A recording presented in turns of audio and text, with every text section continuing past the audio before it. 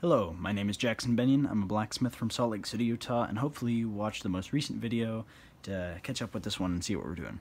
Because today we are paracord wrapping this little ADC or V2 drop point thing. I did an experimental heat treat sort of thing in the last video, and today we're going to be handling it. I was too lazy to put handle scales on this one, so we're going to do a nice paracord wrap and turn it into somewhat of a survival knife. So the first thing you're going to want to get is A, your knife, B, your paracord. I just use, I buy 100 feet of black 550-pound limit paracord from the Army Navy store, a lighter, and I have this to roughly 12 feet because it's better to have more cord and not need it than it is to have cord, or need cord and not have it.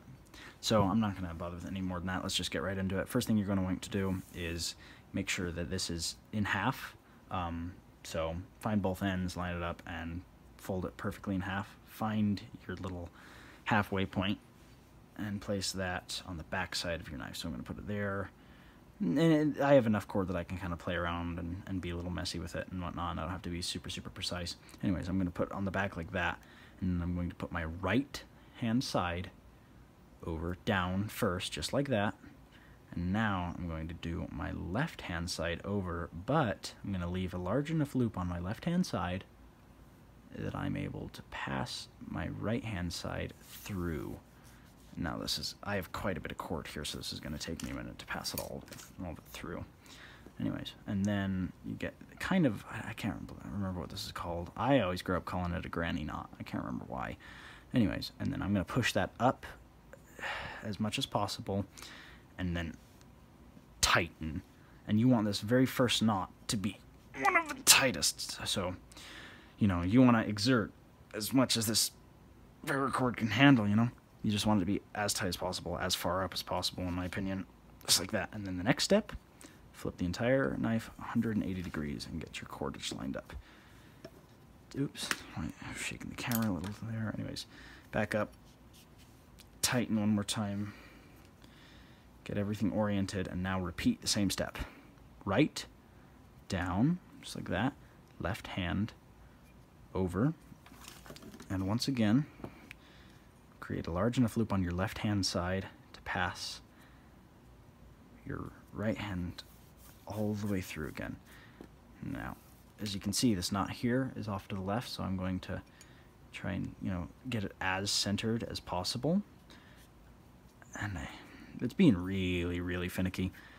But I kind of want it right, I'd say there. I'm going to check with the other side, make sure it's all lined up, get it underneath of that first side, and I quite like that, so that's good right there. It wants to keep slipping on me. That's fine. I might have to hold it in between my knees. Who knows?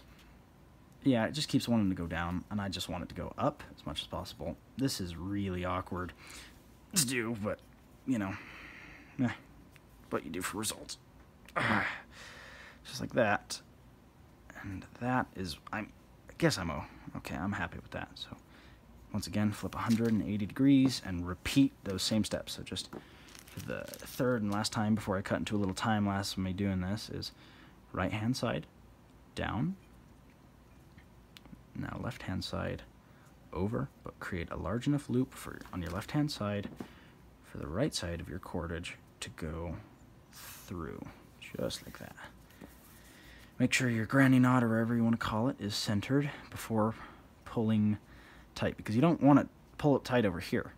You want it to be pretty centered, and I like it more kind of towards the forefront of my thing, just like that. That looks okay to me.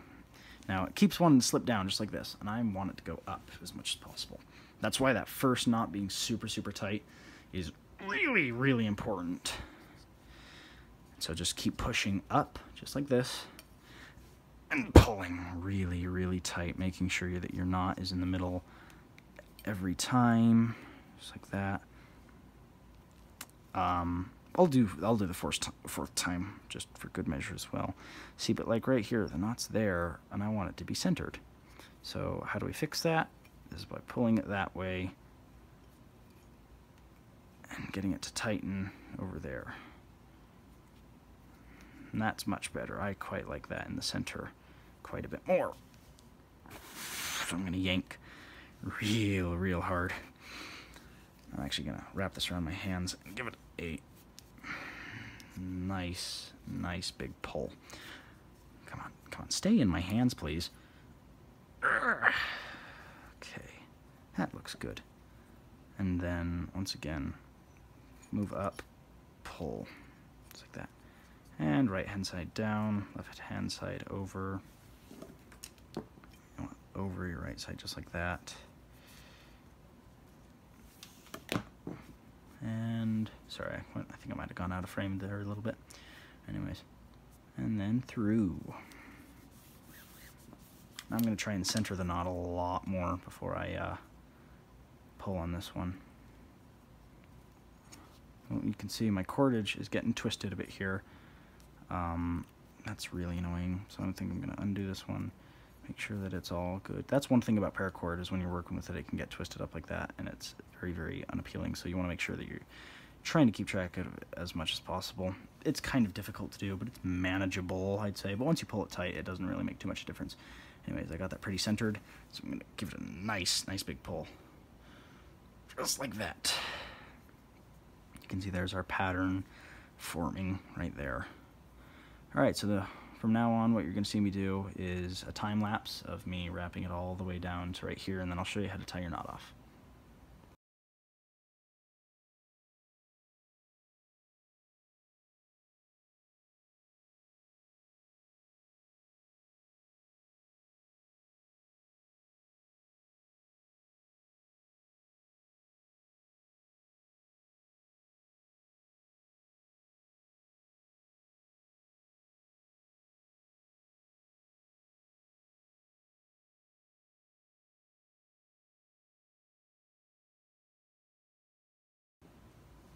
Alright, so we have everything down, even, whatnot. I'm pretty happy with it. I don't know that I want to go too much further than this. Maybe one more. Let's experiment with one more. We'll do it right now.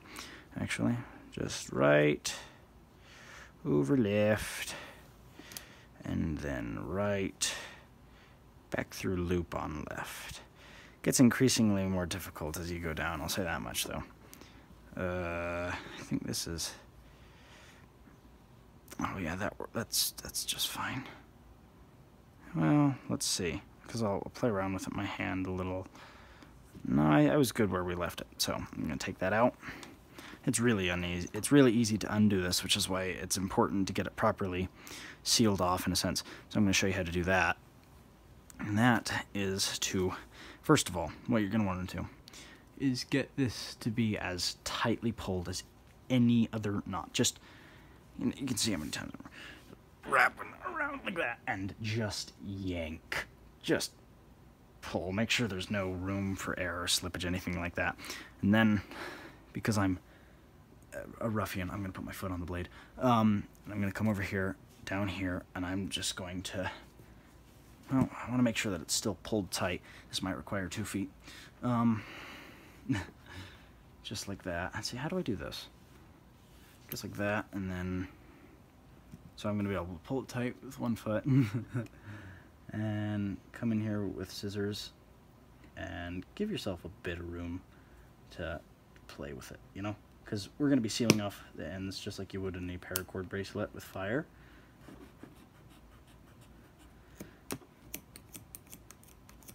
And as you can tell, my scissors are extraordinarily dull. That's good. I might actually have to get a pair of pliers to pull this super tight before I seal it. Or, So, I'm just going to pull that real tight and have trust in it. Grab that. Come on. Oh, this is great. There we go. Oh, don't go out. Don't go out.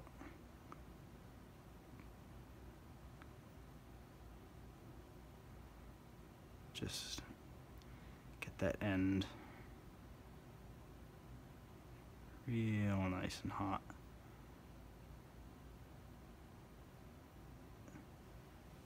bring this up here. That's fine. Let it burn back a little. And then you can mold it. That's what I'm doing right now.